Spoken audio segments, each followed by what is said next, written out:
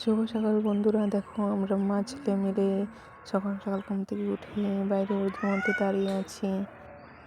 আজকের সকালটা অনেকটাই সুন্দর। এদিকে দেখো কি সুন্দর ছাগলের বাচ্চাগুলো দাঁড়িয়ে আছে। তারপর বাড়িতে এসে ছেলেকে ম্যাগি বানিয়ে দিলাম, ও ম্যাগি খাচ্ছে। সকাল সকাল কি খাবো খেতে পেয়েছে, রাতে খাইনি। সকাল সকাল তাই 2 প্যাকেট ম্যাগি বানিয়ে দিলাম। তারপর বাইরে দেখো বাইরে আমাদের বাড়িতে কেউ বা আলু কাটছে, কেউ বা আলু বস্তায় ভরছে, মানে খেতে আলু লাগাবে। তো এখন আলু লাগানোর সময়, জমিতে আলু লাগানোর জন্য আলু প্যাকেট করছে ওগুলো। আর ওখানে আমার মা, দিদা অনেকেই আছে, আলু কাটছে ওরা। তারপর সব শেষে দেখো ছেলের জন্য 1 মুঠি চাল নিয়েছি, অল্প ডাল নিয়েছি খিচুড়ি বানাবো বলে। আর এইদিকে আগে থেকে সবজিটা বানিয়ে রেখেছিলাম, ওই সবজিটা দিয়ে খিচুড়ি বানাবো। গাজর আছে, বরবটি, আলু, এগুলো দিয়েই খিচুড়িটা বানিয়ে দেবো। তারপরে এই দেখো খিচুড়ির চালগুলো আমার ধোয়া শেষ হয়ে যাওয়ার পর আমি এখানে আগেই জল বসিয়ে দিয়েছিলাম, হলুদ দিয়ে ফুটিয়ে নিয়েছি জলটা।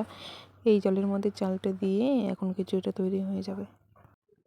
তারপর এদিকে আমি আমার বিড়ালদেরকে খাবার দিয়ে নিচ্ছি। ওদেরকে কীভাবে রোজ খাবার দিতে হয়, দুধ আর বিস্কুট দিয়েছি।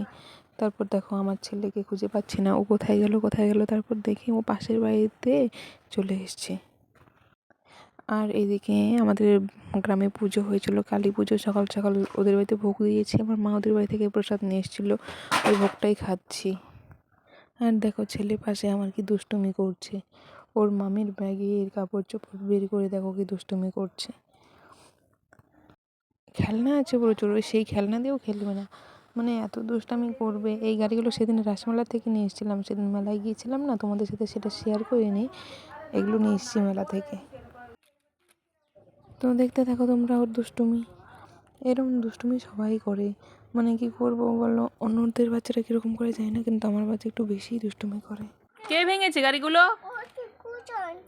কুশান ভেঙেছে? কুশান এখানে এসছে? তোমার গাড়ি কুশান ভেঙেছে? তা লাগাও, লাগাও, নাও। আজকে পিটাবো তোমাকে, গাড়ি যদি না লাগাতে পারো। তোমাকে আজকে পিটাবো। কেন আমি লাগাবো কেন? এটা কোন গাড়ির? এটা কোথায় ছিল? গাড়ি কোথায় ছিল এটা? লাগাও, লাগাও। আর ওর সাথে কথা বলতে বলতে আমার খিচুড়িটা ওইদিকে রেডি হয়ে গেছে, দেখো হয়ে গেছে খিচুড়িটা। এখন ঠান্ডা হবার অপেক্ষায়, ঠান্ডা হলে ওকে খাইয়ে দেবো। তো চলো দেখা হচ্ছে খাবার সময়।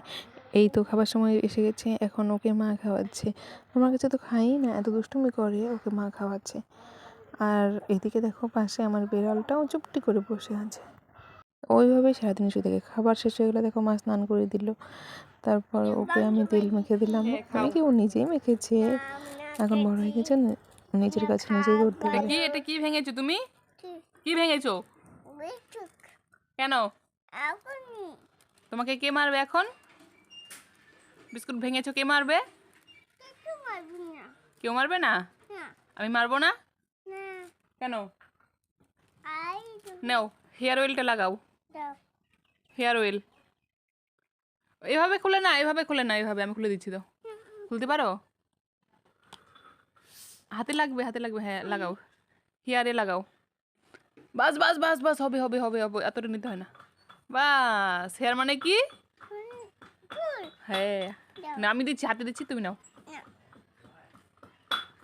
হবে হবে হবে হবে, এটুকুই হবে, এত এত করে লাগাতে হয় না। এক জায়গাতে লাগাচ্ছ কেন? এক জায়গাতে কেন লাগাচ্ছ?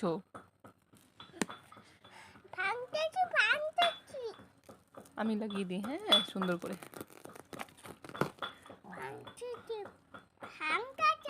কি ভাঙছো? কেন বিস্কুটটা কেন ভাঙছো?